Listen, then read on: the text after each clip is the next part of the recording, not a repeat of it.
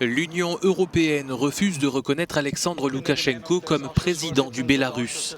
L'annonce a été faite ce jeudi au lendemain de la prestation de serment inattendue du leader pour un 6e mandat consécutif.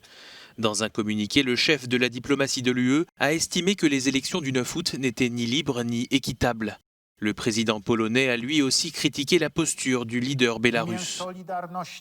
Au nom de la solidarité, nous devrions tous parler d'une seule voix et exiger que les droits de l'homme fondamentaux soient respectés tant au Bélarus que dans d'autres endroits du monde. La répression des opposants politiques, les détentions massives de manifestants pacifiques ou les actes de violence et de torture qui leur sont infligés ne peuvent être tolérés dans aucun État.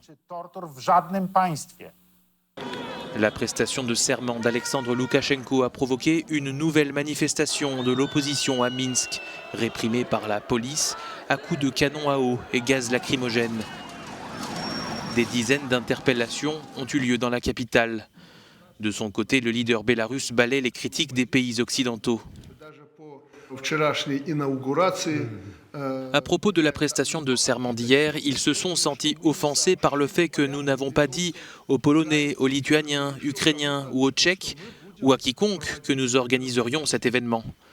À mon avis, en vertu des lois du Bélarus, nous ne devrions avertir aucun État occidental et de manière générale, personne. C'est une affaire interne de notre pays. Finalement, ils nous critiquent uniquement pour la prestation de serment. Mais vous savez, environ 2000 personnes, y compris des militaires, ont été invitées à l'inauguration. Et il est presque impossible de garder le secret sur ce genre d'événement.